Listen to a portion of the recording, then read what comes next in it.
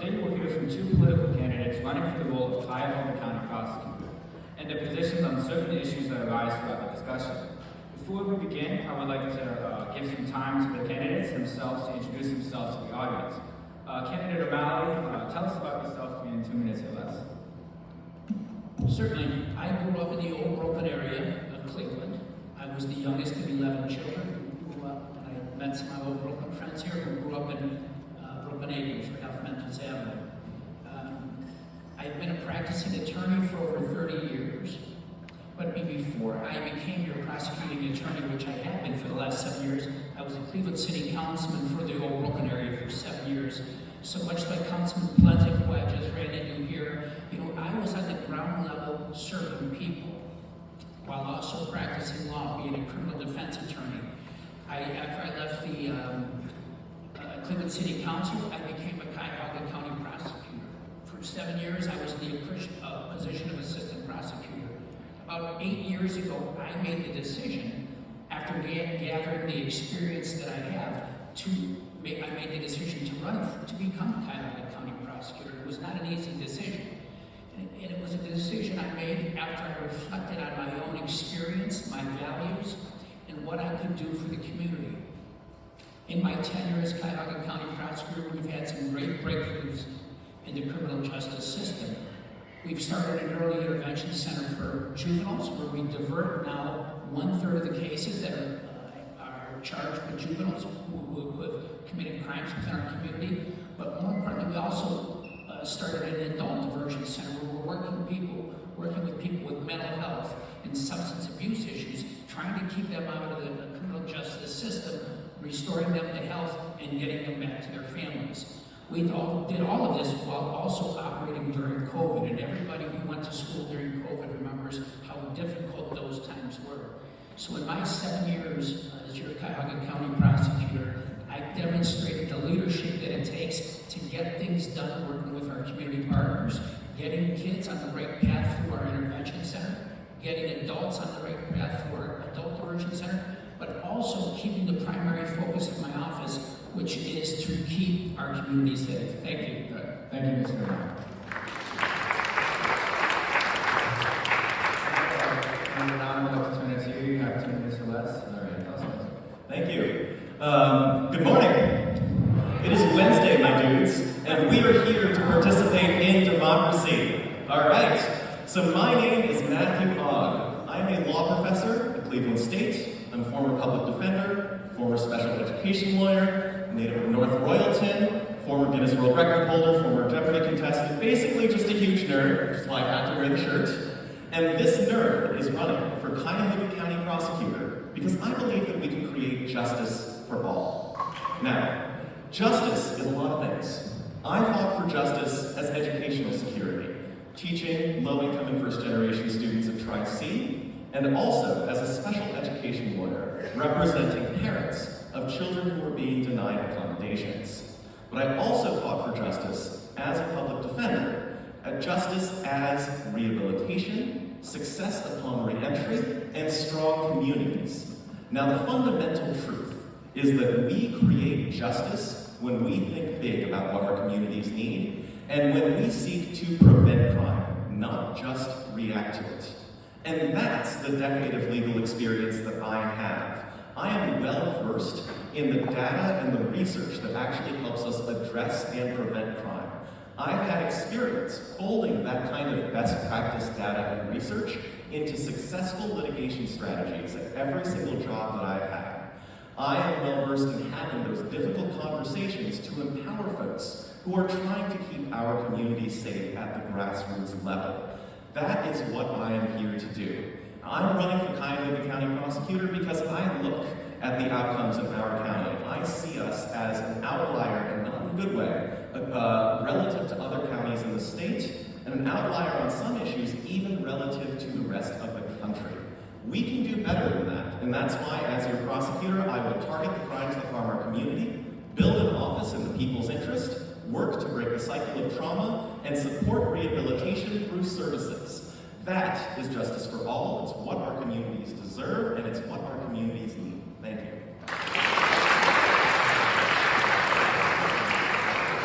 Now,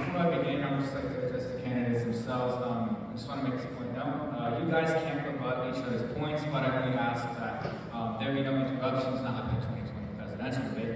And the time allotted to each candidate will be respected. So, thank you. Now, for our first school, would you like to come up from John F. Kennedy? Yeah, question shall be heard.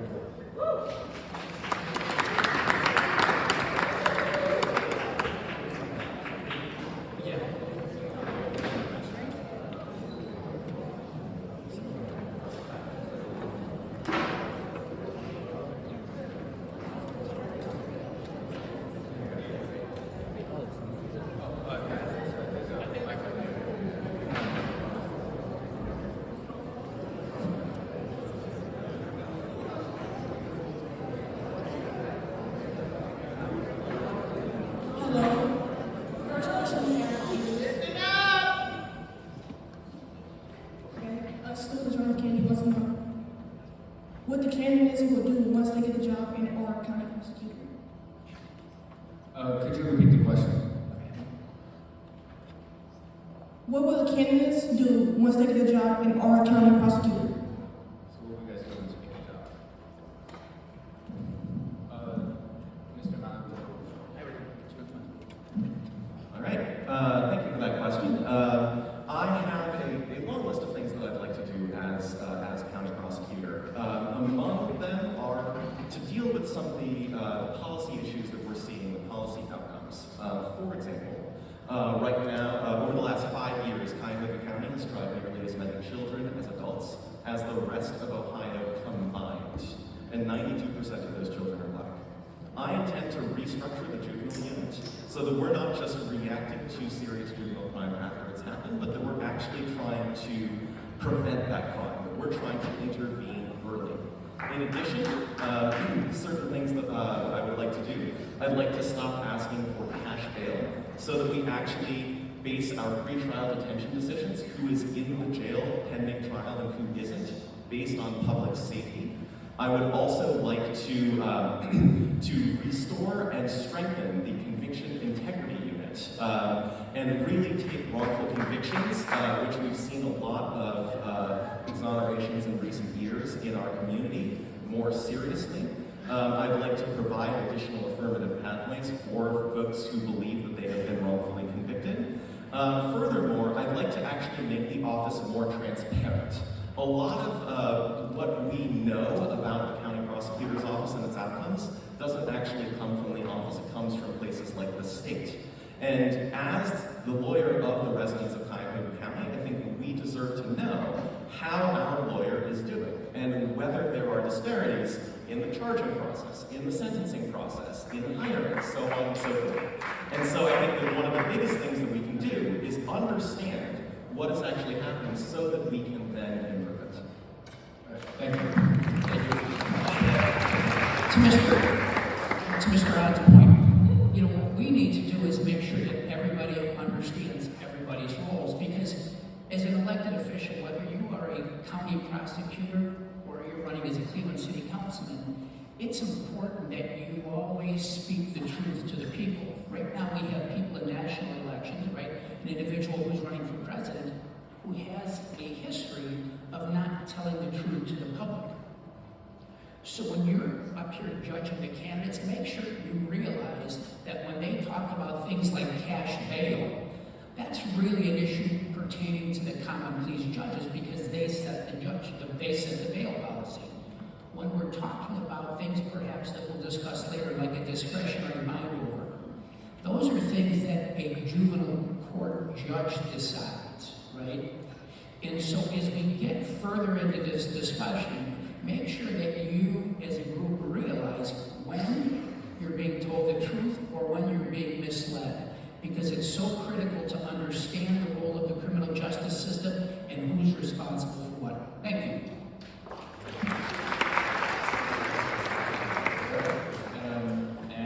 To our next school, Collinwood High School, do you guys have any, would you like to come?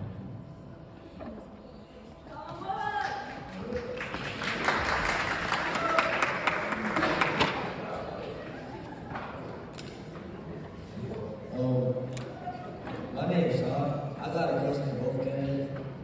How do you determine which juveniles get bound over as adults? Sure. You know, there's multiple things. There's things, when we're talking about bindovers, there's things like mandatory bindovers and discretionary bindovers. Last year, 80% of the bindovers, so mandatory bindovers, for instance, are things like aggravated murder, are guns used by 16 and 17-year-olds in the commission of a violent offense. So mandatory bindovers are generally ag murder, attempted murder, aggravated robbery. And sadly, you know, as I look at this, at the schools that are here, sadly, we have seen too much violence of these types, even inflicted upon students, some at the schools that are even here today. You know, just a quick question. Does anybody know anybody who's been a victim of violence? Can you raise your hand? You know, that's probably at least half of the people here know somebody who's been the victim of a violent crime. So what my staff does in the juvenile court, for instance, like I said, 80% of the bindovers are mandatory. It's because they killed somebody last year. 53% of the people bound over were for either aggravated murder or attempted murder, right? So we're not talking about kids breaking into a garage or breaking into a house. We're talking about people who are harming people. Your classmates, your siblings, your parents, those type of situations. The 8 cases, believe it or not, that were discretionary bindovers, what my office does is we file a motion. And I am the chief law enforcement officer of the county, so what my job is to do is to protect everyone in this room and everyone in every neighborhood of the city of Cleveland. We file a motion, and what that motion does is it tells the court we have to do a deep dive into this individual. And the court will prepare a report that talks about mental health, talks about their learning disabilities, talks about their previous crimes and whether they'd be responsive to probation services. So a discretionary bindover is completely, if they're granted, is completely in the hands of a juvenile court judge to make the decision, can this individual be rehabilitated in the juvenile court system? And if they can't, that juvenile judge will say that person stay in juvenile court. If the juvenile court judge looks at the record and says this individual shot 2 people or this individual committed multiple carjackings, then that juvenile court judge will say he cannot be rehabilitated in the juvenile system, and the juvenile court judge will send him to adult court. Thank you, candidate Brown. And to candidate Arm. Sure. Just in terms of how we should think about really any decision that the prosecutor's office makes is what is in the best interest of the client of the prosecutor's office, the people of Cuyahoga County. And that's a very complicated calculation at times. One of the things that we know is that a child that is tried in adult court is and sent to adult prison is 34% more likely to commit another crime upon their release as compared to a child that is kept in juvenile court for the exact same charge. And so, if we are really going to file a motion for a discretionary bindover, that I think is the presumption that needs to be overcome. Right, that we need to believe that there is no other alternative in juvenile court to ensure that the community is healed, is uplifted, and is strong. And the thing is, there are plenty of tools in the juvenile court system that we can use to hold accountable the folks that are harming our community, including something called a serious youthful offender sentence. And I won't get too far into the weeds, but this is when a juvenile court judge issues both a juvenile sentence and an adult sentence. And if there are issues serving a juvenile sentence, the child has to serve the adult sentence as well. In other words, it is one additional chance for the child to put their life back together without any additional risk to public safety. And so again, with those two things understood, I think it has to be a really, really high bar for us to say, hey, we need to file for a discretionary bindover. And I want to be clear here. My opponent does often say that things are sort of out of his control. This is something that I've heard from him quite a bit. But with discretionary bindovers, for example, right, the judge is only making a decision because a prosecutor has asked that judge to do so. And that is the way that a lot of these different things work in the common pleas court system. right? The prosecutor gets to set the tone for the conversation, right? If the prosecutor is using a mind-over motion, for example, as leverage to try to force a plea deal, right? That's something that they can do, right, in the sort of plea bargaining process in order to try to get folks to sort of resolve their cases quickly. What we should be doing is base our charging decisions, base our decisions on what motions to file, on the data and the research about what is actually best for our community and what prevents crime. Thank you.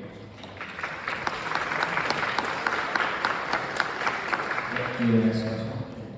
And my second question was, what would the county prosecutor's office do to prevent the youth from What would the county prosecutor's office do to rehabilitate the youth to prevent re-entry into the justice system?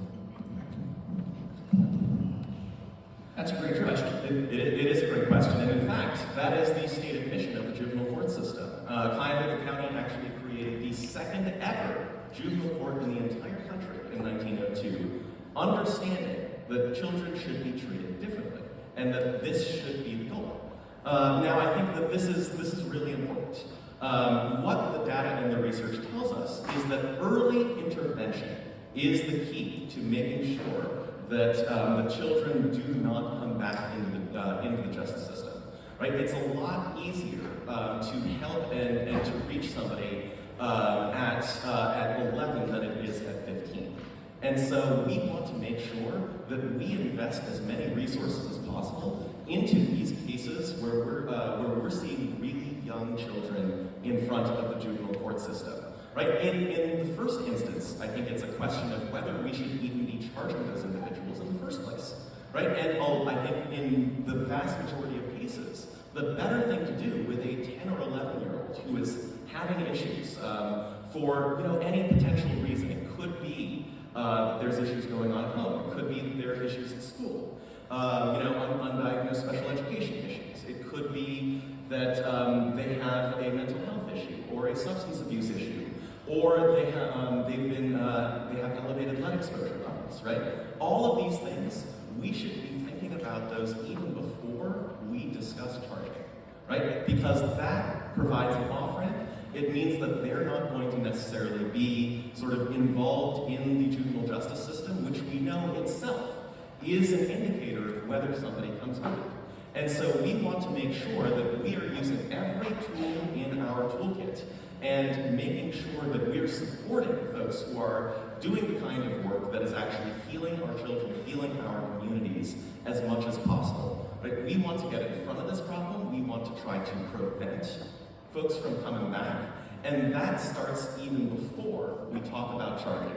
That's the kind of approach that I would use. I think that one of the big things that we want to see is this kind of sort of pivot in approach, making sure that we are actually diverting everybody who should be diverted, right? And making sure that when we do have children who we see, right, might be sort of in crisis, that we are providing them not only with accountability, but also with a path forward. Because we know that the trauma that oftentimes exists in these neighborhoods over time builds up and prevents folks from being able to see what their future looks like. And that's what we have to overcome. Thank you. Yeah, absolutely. That was a great question, and it goes back to leadership. And the unknown secret here is, Matt got his law license in Ohio in 2022, and he has never had a case in juvenile court. He's never represented an individual in juvenile court, nor has he represented anybody in common pleas court. So what you're hearing is his hypotheticals, and what you get with me is somebody who has actually done the work, has been in the courtrooms, and actually led the development of the first ever juvenile intervention center in Cuyahoga County. When I came into office in 2017, every case that came to the Cuyahoga County Prosecutor's Office was charged. Under my leadership, working with the juvenile court judges, we started an early intervention center that on the front end evaluates juveniles who come before the court. And then what that allows us to do is put 1,000 cases, we get about 3,000 juvenile cases per indicated is the nirvana of juvenile court would be to divert these before they're ever charged.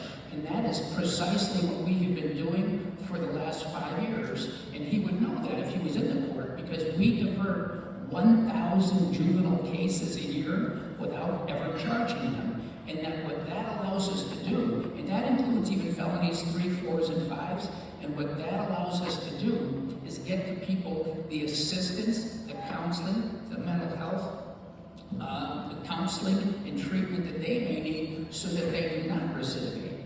And so under my leadership, we have done just what Matt proposes, and we are diverting 1,000 of the 3,000 cases that come into juvenile court every year and getting those people the services they deserve and getting them on the right path. And I'm proud to say of those 1,000 cases that are diverted a year, 90% do not recidivate within the following year. So that shows what we've created is working, and I'm proud to have been the leader of that charge.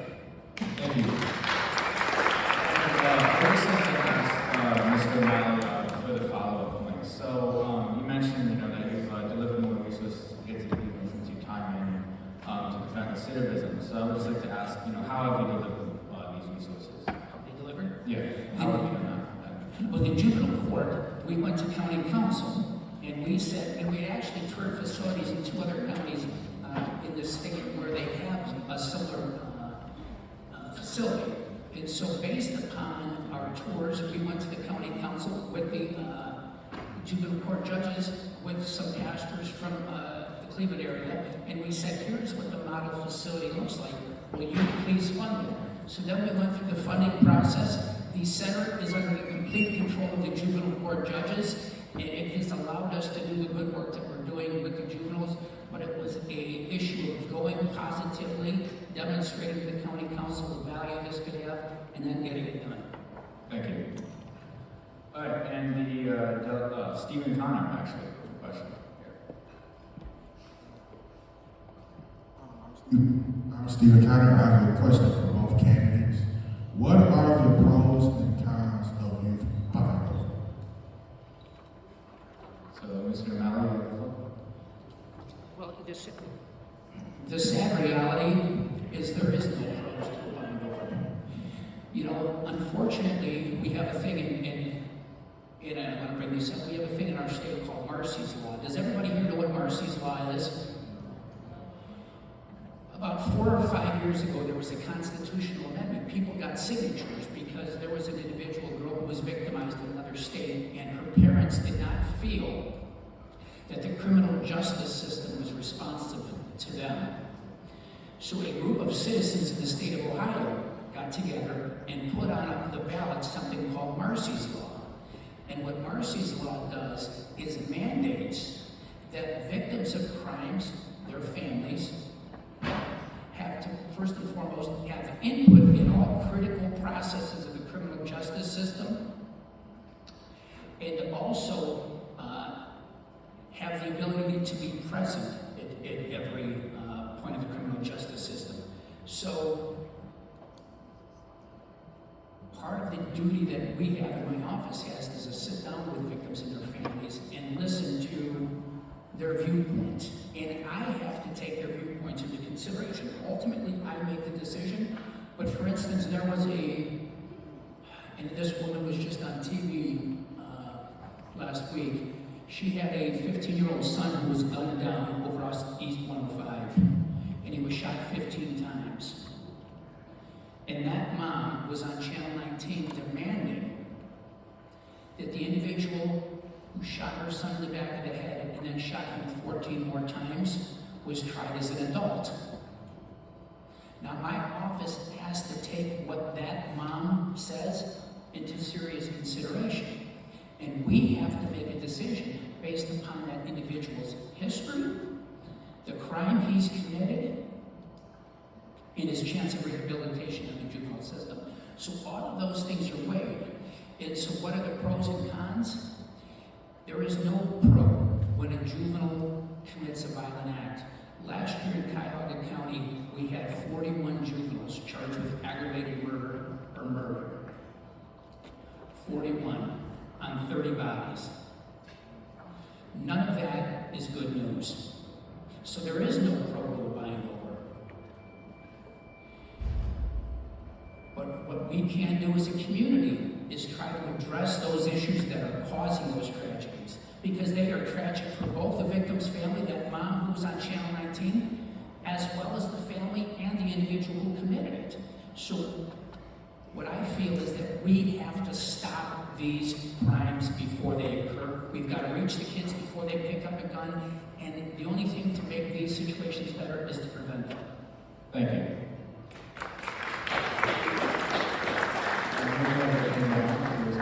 Sure. I think I've already gone through the data, just in terms of how we should be thinking about, I think, when buying overs are, potentially necessary, what their drawbacks are.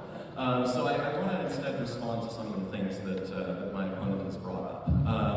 One of the things that he mentions is Marcy's Law, and the way that he talks about it, he sort of implies that it ties the hands of the prosecutor's office, and that's incorrect. The prosecutor's office is always allowed to seek whatever sort of charge or sentence they believe is in the best interest of the community. Something that my opponent did when he sought the death penalty in a case where the victim's family was against it. So this is something that is sort of I would call it a bit of a distraction. Victims' rights are very important. We want to make sure that we're creating fewer victims, not exploiting the pain and the trauma of victims for political gain. 5 victim advocacy sort of pillars are confidentiality, privacy, informed choice, self-determination, and autonomy.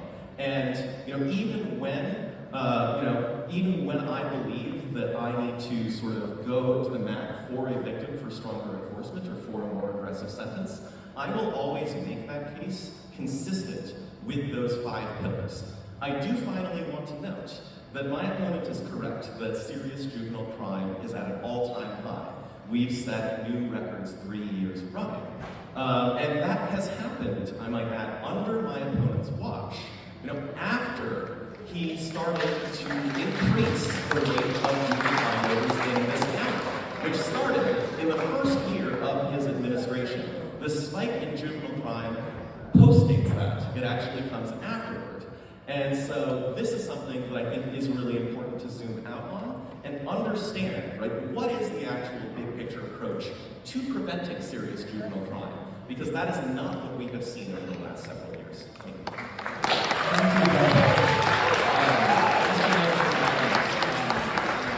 Although we appreciate you guys' feedback, we would like to ask that you reserve clapping for the end of the speeches, not necessarily in the middle of them. Thank you. Now, moving on to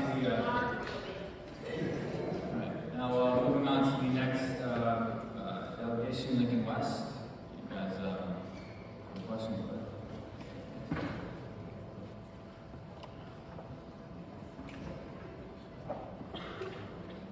My name is Release, and my question is, what factors do you have to consider when deciding how to judge this case?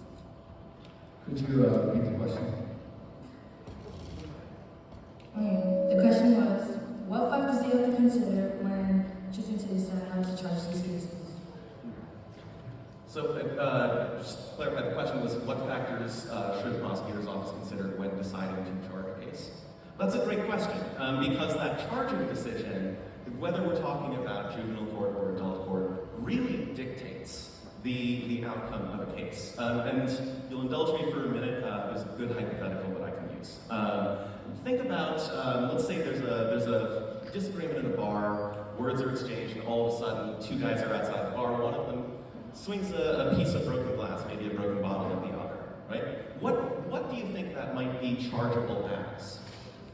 I heard assault, aggravated assault, possibly even attempted murder, but what about on the lower end? It could be something like even disorderly conduct, or maybe it's self-defense and there's no charge at all, right? And so the charging decision makes a huge difference in terms of how the case goes, right? If that person is charged with attempted murder, the judge is going to probably say, hey, we've got to hold this person to jail, right? And so there's all sorts of different, I think, possible outcomes from just one single set of And so what we need to do as a prosecutor's office is ensure that we are not overcharging these cases. Because overcharging, let's say, right, if that case is charged as attempted murder and maybe it's not actually really what is the appropriate charge, all of a sudden, there is a really unbalanced playing field in terms of what types of plea bargains this person might get, how their trials might look, all these different sorts of things.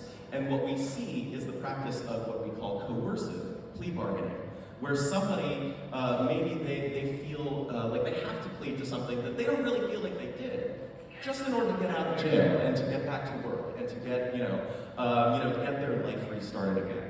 Those are the kinds of things that we see all the time in our criminal justice system that should not happen, because that is a miscarriage of justice. So we want to make sure that these charging decisions are based in what we believe actually can be proved to trial and what the appropriate charges are. And that also may change over the course of the case. Let's say new information comes forth, several months after the charge, and it demonstrates that, hey, maybe this was self-defense.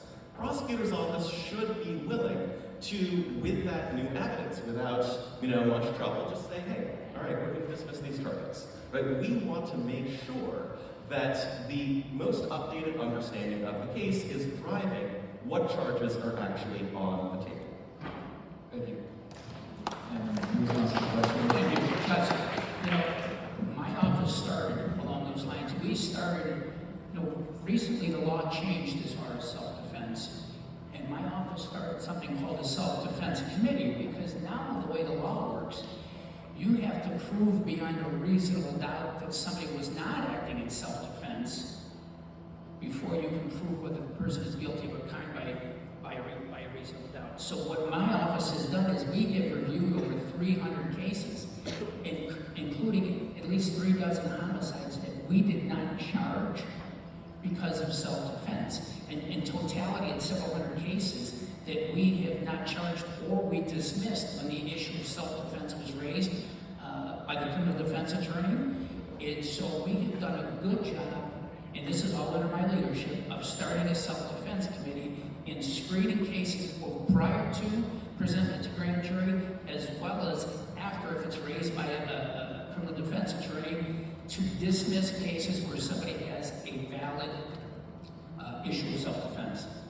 Thank you. Now, moving to the delegation of East Tech. Question? East Tech question.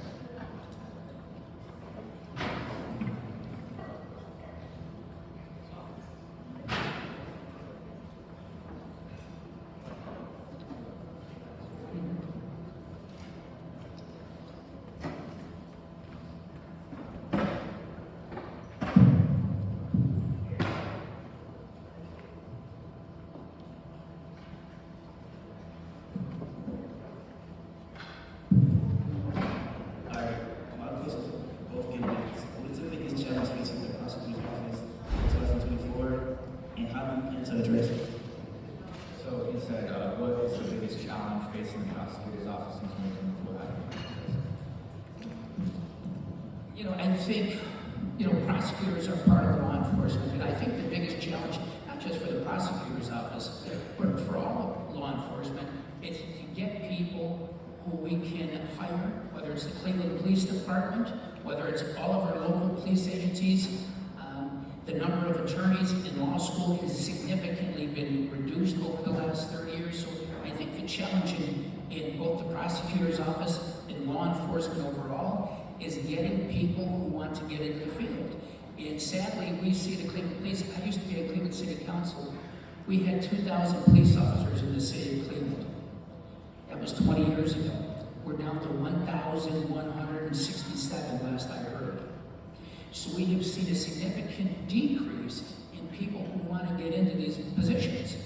And so part of the challenges that we have is we don't have enough people going to law school, but it's also because when you come to the prosecutor's office, you get the best legal training of anyone. So oftentimes we will have people who are becoming excellent trial attorneys, and then they're offered a job by the federal government where they make $30,000 or $35,000 more, or they're offered a position by a private law firm or they're making $50,000 more. And this has been historical through my 15, 20 years in the office, is that we are a great training ground. We have done a good job of trying to up the salaries of our prosecutors so that we maintain them and we keep them.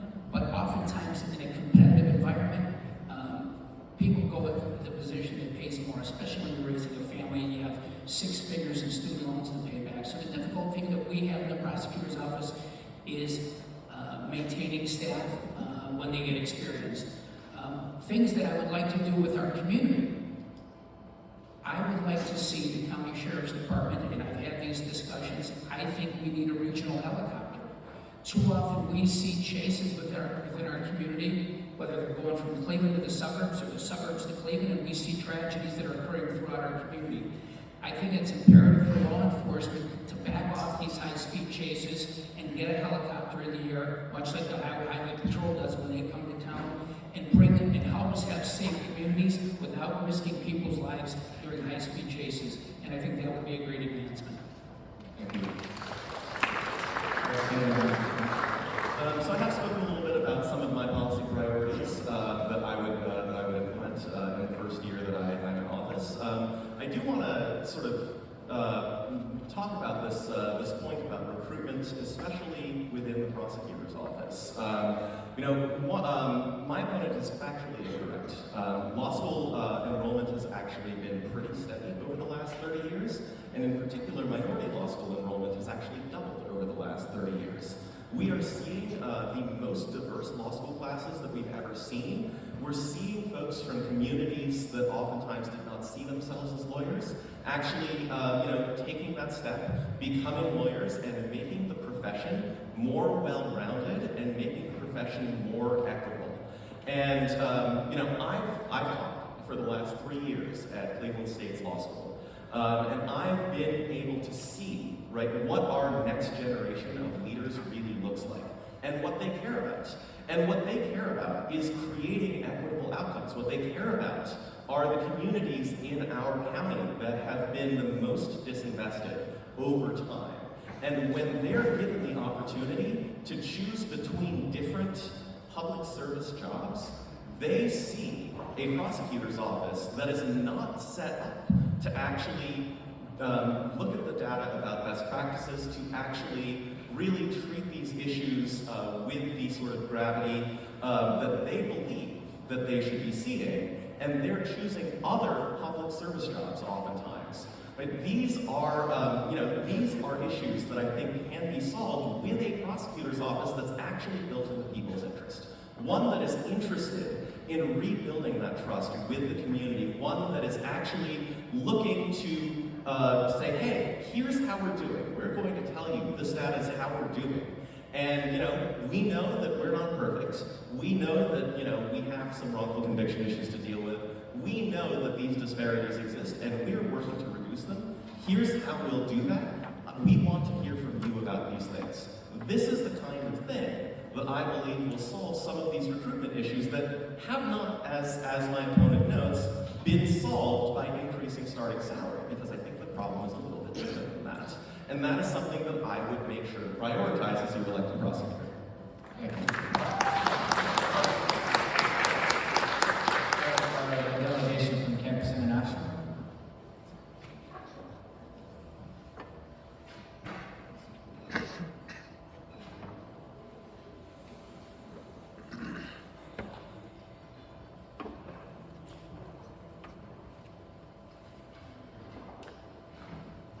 Good afternoon. We have 3 total questions, 1 for each candidate and then 1 for the both of you.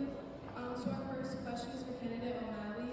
How did you handle assuming command of a department that was in disarray following the public outcry over your predecessor's handling of the 2014 fatal police shooting of 12-year-old Tamir Rice in a public park? And can you speak to the department's growth since then as it concerns to police brutality and gun violence? Okay. So she said that how did you handle assuming command of the department that was in disarray following the public outcry of your predecessors? 2014. I didn't. So how did you handle assuming command of that disarray? Yeah. Well, the question was regarding the how did I come into the office and how did I after the Tamir Rice shooting in 2014.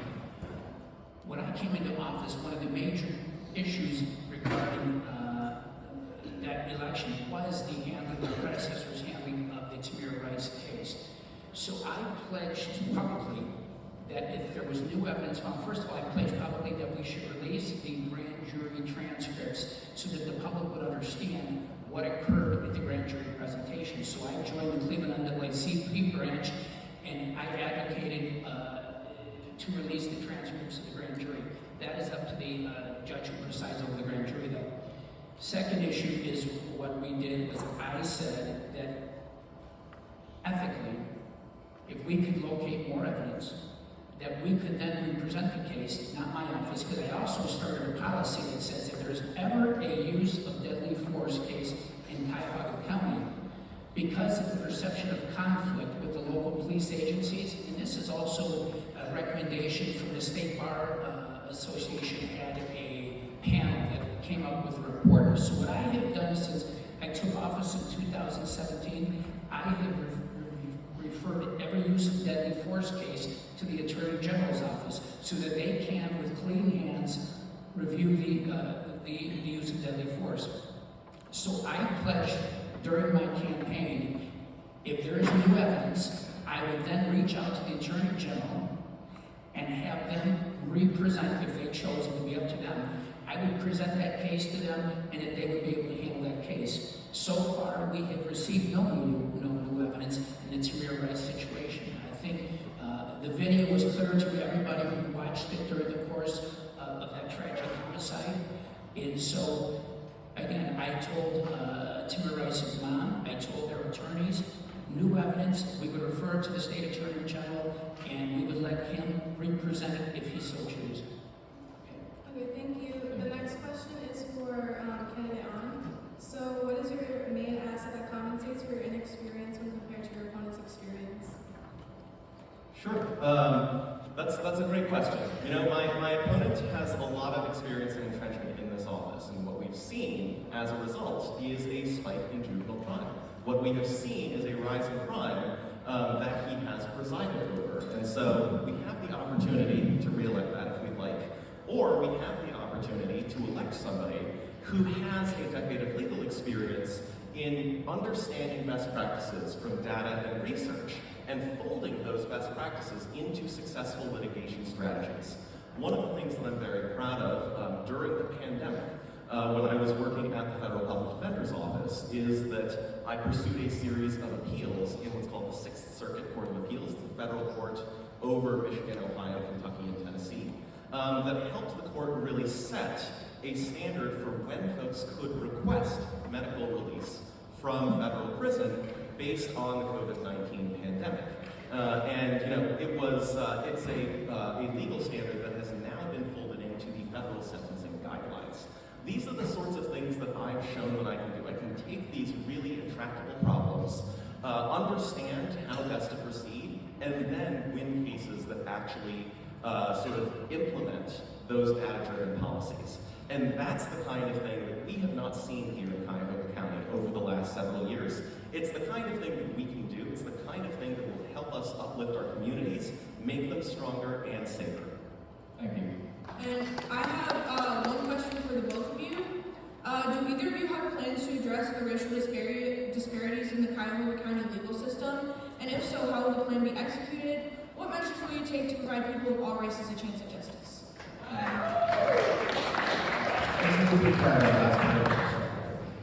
Give me 1 second. Sorry. If so, how will the plan be executed, the plan to address racial disparities, and what measures will you take to provide people of all races a chance at justice? Thank you. That's a good question. All right, that is an excellent question. And I want to stress that this comes back to starting with transparency.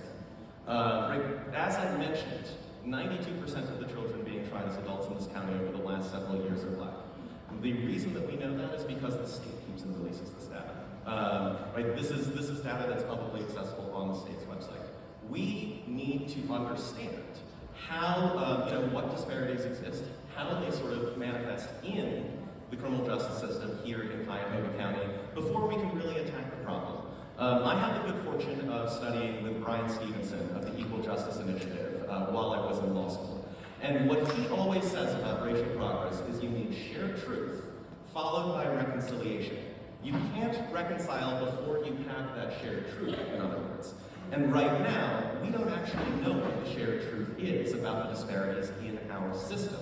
And so the first thing that we need to do is we need to understand this. That's one of the reasons why I'm so focused on transparency in this office, right? What does the practice look like in terms of charging? What do the practices look like in terms of plea bargaining, or in terms of sentencing, or in terms of hiring? These sorts of things. We want to understand, what the actual data looks like, what the situation is, and only then can we then go to that best practice data and say, hey, here's how we can fix some of these issues. Here's how we can actually move forward with a prosecutor's office that is built in people's interest, that actually represents the community that it serves, and that actually treats people, whether they're from Cleveland or the suburbs, whether they're from the east side or the west side, equitably. Thank you, candidate. Thank you. Again, I talked at the beginning of this discussion about talking truth. And the sad reality is, while my opponent tries to claim there has been a rise in crime during my tenure, sadly across our state and across our country, there has been a rise in crime over the last several years, and in particular when COVID hit. You see it in Franklin County, you see it in Hamilton County, who both had records of numbers of juveniles charged with homicide last year. So the truth is that crime and violent crime is on the rise, and that we, and you as voters now, have an obligation to look deep into what's causing it. Why has there been so much change in gun laws in the state of Ohio? Why are guns flooding our urban areas? And what can we as a community do to fix it? I think part of that fix includes fixing the gerrymandering subject. That where we have now all these super majority Republican districts, that has let the extremists dictate policies within our state. That it comes back and affects who? It affects urban Ohio. And the people who are making those laws don't care about what's going on in Cleveland. They just don't. So we, and you as voters now, have to look deep. Don't just listen to somebody say, well, crime's rising under his tenure. Read about it. You have the ability to go online and research these subjects. Everyone has a phone. Research it. But we have to change how politics is done in this state. We've got to bring equality back to the urban areas so that policies that are destroying our community can be changed. And that starts with the proliferation of guns that we've seen. And I know everybody in this audience knows it. You all know somebody who carries a gun. I watched the shooting down at the tree lighting ceremony in Public Square, and we had videos of juveniles running from Public Square. Every one of them had a gun on them. Every one. How do we stop this madness where everybody is carrying a gun? And so that's part of the challenge that I face as your prosecutor. I don't set the policies in this state, but I'm left to deal with them. And part of dealing with them is keeping you safe. And that's what I'm going to do, but I'm also going to speak the truth, and I'm not going to make stuff up to try to win brownie points. Thank you.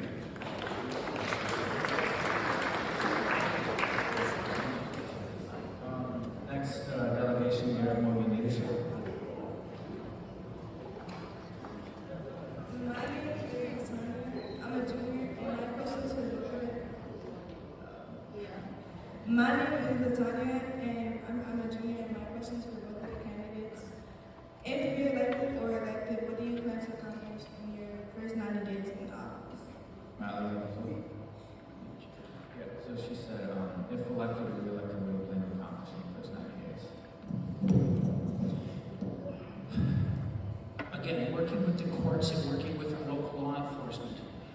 What we plan on doing is trying to initiate new programs. We've already got many programs going, but we've been having deep discussions into how to reach kids at a more local level. Looking at new programs to get into the schools to try to get this social media, I think, driven craze where everybody's trying to outdo everyone with guns and violence. I think it's critical we get to the kids at an earlier age. We're getting into them at the intervention center, but we're also seeing a lot of kids whose first offense is very violent. And so how do we reach those kids? Because the intervention center is doing a great job, but how do we reach the kids who aren't making a stop at the intervention center? How do we prevent kids who pick up a gun from using a gun? The individual who shot that individual whose mom was on Channel 19 News, his first official act was to shoot somebody 15 times. How do we stop that? And that's the deep dive that we have to do, is to get to the kids who haven't gone through the intervention center and get to them so that we can prevent that first official act that is absolutely tragic, both to the families of the victim and to them. Thank you. It sounds like maybe more kids need to be going through the intervention center than are currently going through the intervention center. Anyway, some things that I would like to see done in the first 90 days include that restructuring of the juvenile unit that I mentioned. One thing that I have already committed to is to not seek the death penalty. We know that the death penalty is a policy failure on every level, regardless of the question. I would also like to, make some management and administrative changes that I believe will help empower attorneys to do their job better. On top of all of that, I do intend to set up sort of a regular sort of meeting and accessibility schedule, again, for transparency and accessibility in the office. And I would like to, again, restore and strengthen that conviction integrity unit external board, which I believe also should have at least one formerly incarcerated person on it, because without that perspective, the conversation about wrongful convictions is going to be incomplete. So these are just a couple of things that I think that I intend to do within that first 90 days. I do want to go back to some of the comments that my opponent has made. We have both, it's been interesting to hear him start to talk about some of these big systemic issues that we are dealing with here in Cuyahoga County. And they are really big systemic issues that no one person can solve on their own. But I want to emphasize that my approach to these issues is, hey, they're big and we have to work together to solve them, and I have ideas on how to do so. Rather than an approach that says we have these big systemic issues and somebody else should solve them. Right? We can do this together. The prosecutor is one of the most powerful elected officials in the county, has a big role to play in making sure that folks are collaborating, and making sure that stakeholders are on board, and making sure that folks who are out there putting together the kinds of preventative programs that we know actually prevent violence are supported, are given maybe a little bit of accountability that they need, maybe some cross-pollination across different programs. These are the kinds of things that are outside the official job description of the prosecutor's office that we still deserve from our public elected officials. Yeah. Thank you. Congratulations from Tech West.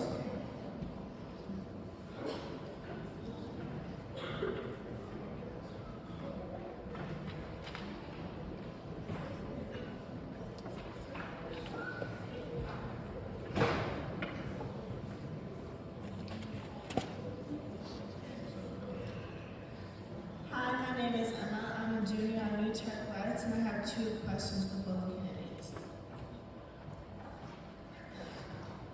What would the policy be in terms of cleaning up or dealing with the rise in youth crime levels and the notable issues with the juvenile detention system?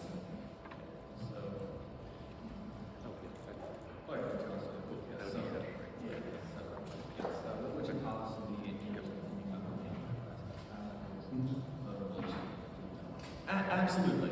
As my opponent's already stated, serious juvenile crime is at record high levels right now. And the way to get ahead of that is to prevent that crime, not to react to it. We know that, children, teenagers don't go from 0 to carrying guns and shooting people. They don't go from 0 to stealing 50 cars, right? And so these are generally children who have had numerous prior contacts with the juvenile court system. And so what we need to do is really strengthen those early intervention pathways, right? There has, what we need to see is really these questions asked of every single, child that comes in front of the juvenile justice system, especially the youngest children that we're seeing that may be charged, right? Things like, are there issues with mental health? Things like, are there issues with substance abuse? Things like, are there issues with lead exposure? Right? Questions that are sometimes, but maybe not consistently asked, right? Can we be screening for these kinds of things, more consistently? These are the kinds of things that will pay dividends down the road. These are the kinds of things that can lead us to a safer and more and a stronger Cuyahoga County. Those are some of the things that I would like to do. I'd also like to sort of restructure the unit. The juvenile unit has historically functioned as one of the training units, and I believe that there are ways to do that that can still make sure that we're getting the kinds of resources to the folks who absolutely need it the most. Thank you. Mr. O'Malley? Sure, thank you. As Matt indicated, that the county prosecutor's office is a powerful position. That's exactly how I got the early intervention center constructed. It's exactly how I got the adult diversion center constructed, all during my 7 years, my first 7 years in office. So Matt is right, it is a powerful position, but it's also being able to work in partnership with others. And I have demonstrated a record of being able to do that. And I need to correct that because, he indicated that people don't go from, I think he said exactly 0 to shooting people. And the sad reality is, sometimes they do. And we see it. Yes, we have people with long histories sometimes, and we see an escalation. But we do also see people whose first act is a homicide. No interaction with the juvenile court system. And that's why I try to articulate how critical it is that we get into those areas, because we are saving up people with no prior history, using guns because they're available everywhere, and using them and committing a tragedy within our community. So we do have to do both. We have to continue to prevent recidivism, but we have to also get to those persons or the youth who have never committed an act and then steps off a cliff. Thank you. Okay, and my second question is, how would you ensure the victims are treated with respect during the legal process? Well, that's critical. And, we've seen throughout this campaign, and I understand Matt's passion for criminal defendants because that is a very passionate job. I did criminal defense work early in my career, so I've had the experience of going to people, representing people during a criminal trial, so it is a very passionate position.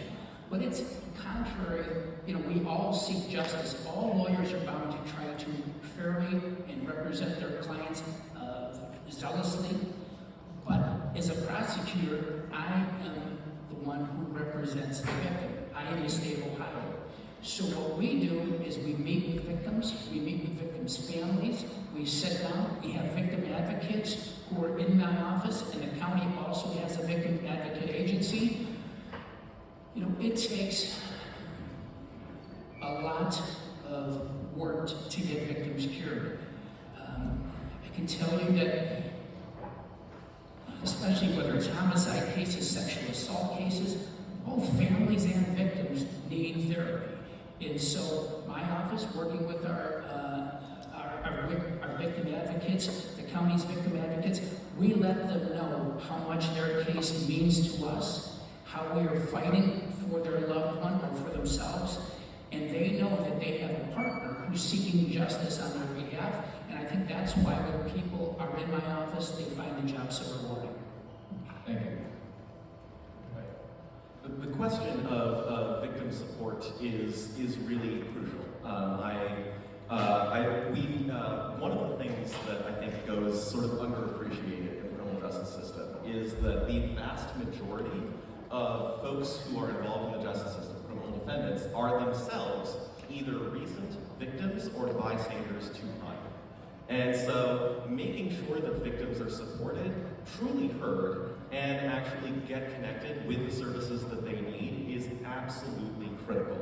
And that requires understanding that a victim's interest is not necessarily, well, do you want just a higher sentence or a lower sentence? It actually needs more than that, right? We want to make sure that victims are connected with these kinds of services that will help them heal, that they are actually given all of the possible options that are available to them. For example, a victim might prefer to enter into a restorative justice program to really sit with the defendant and understand have them understand their hurt and their pain and their trauma. These kinds of options should be available to victims who oftentimes are not so concerned with what the actual sentence is, but rather that they are heard by the defendant, by the courts, by their families, by the defendant's families. And to really understand victim advocacy at that big picture level, to make sure that we have a victim witness and advocate program that is connecting folks with services, that is also really understanding, right, how a victim's needs and wants and desires may change over the course of a case. And that those victim witness advocates are really, allowing and helping our staff in the prosecutor's office to do the best job that they can to secure justice for victims and for everybody. Thank you. And the Glenville delegation, any questions?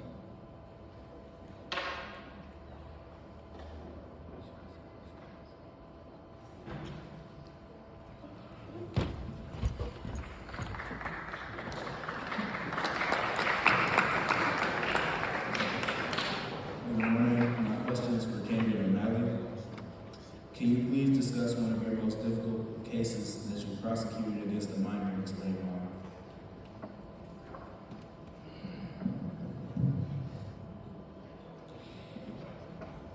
The most difficult. You know what? I would just say this. I think both homicide cases that I've had, as well as sexual assault cases that I've had, without question, the most difficult cases that I've seen.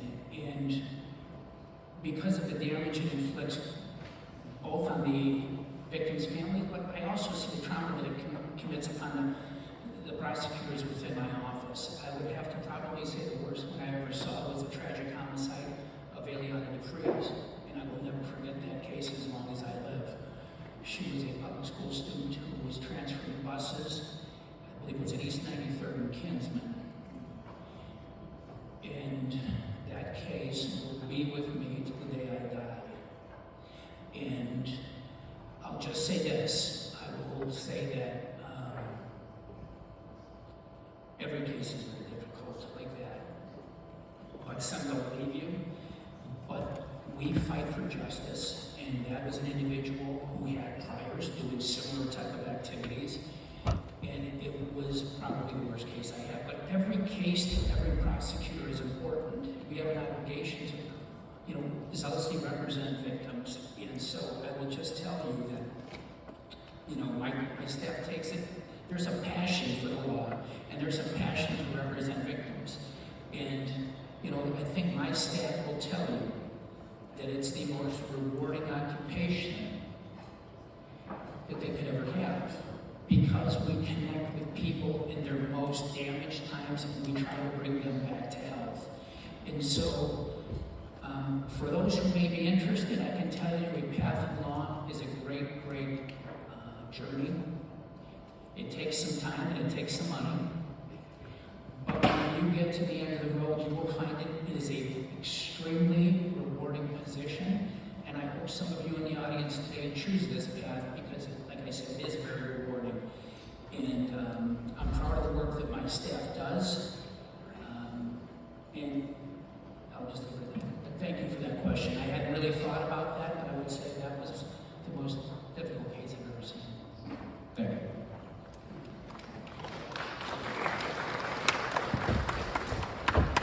The next delegation, East Tech.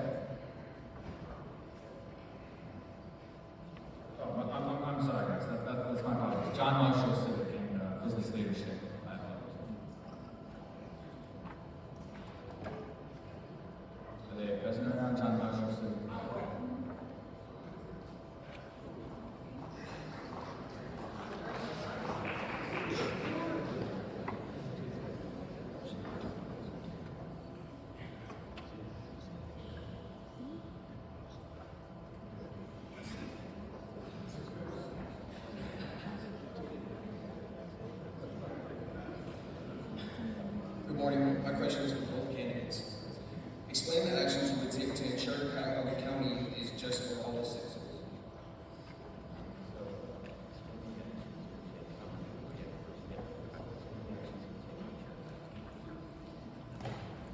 That's a great question. I do think that some of this again comes back to that transparency, right?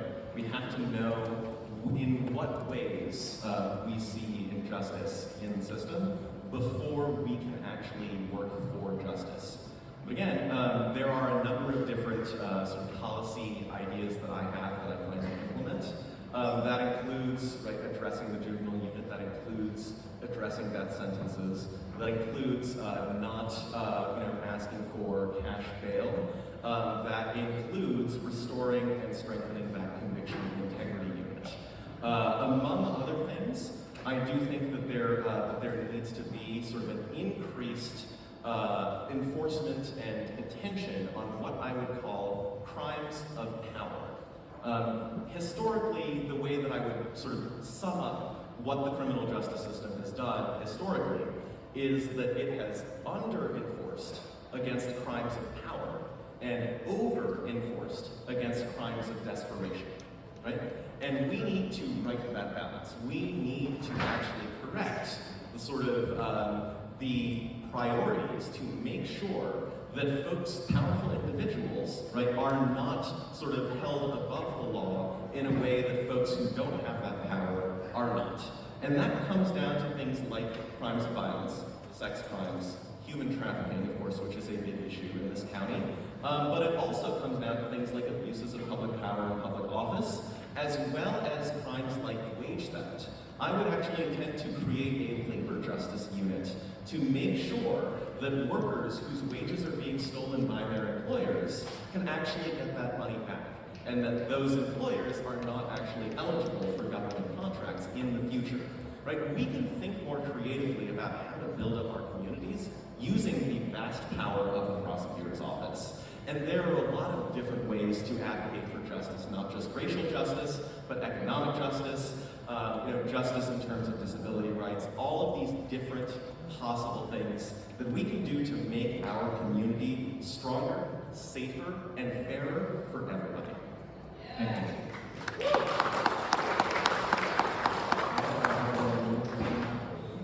Sure, I think that goes down to being involved in the communities, having a diverse workforce.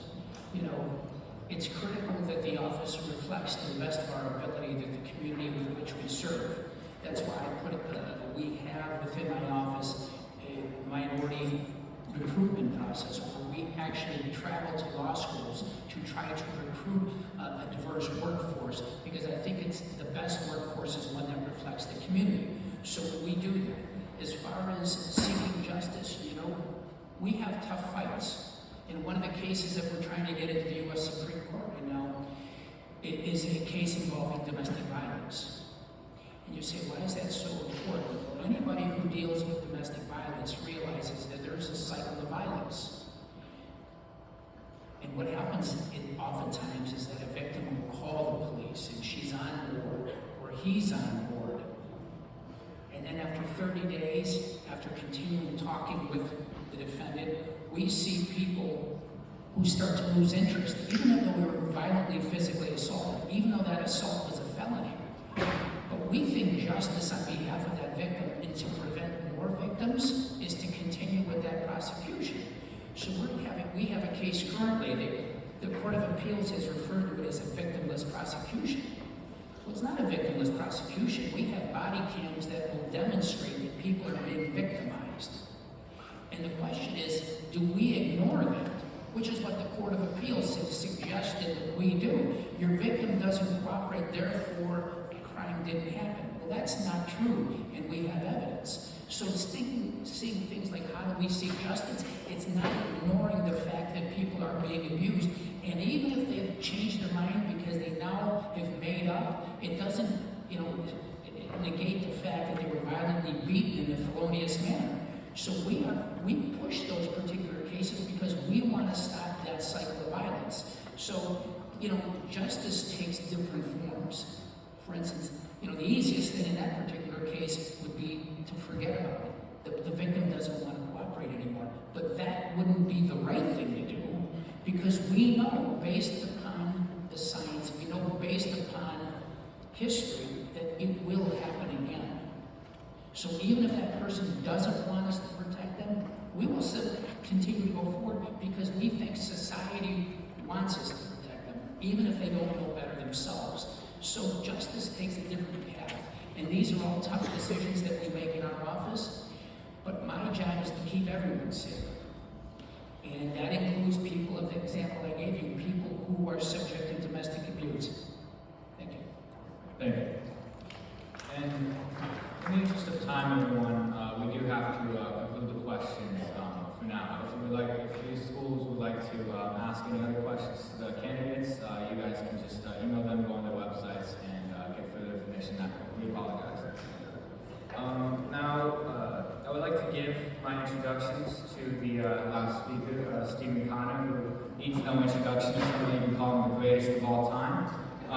He will address the audience with a call to voting action. For further instruction, give it up for Stephen Connor.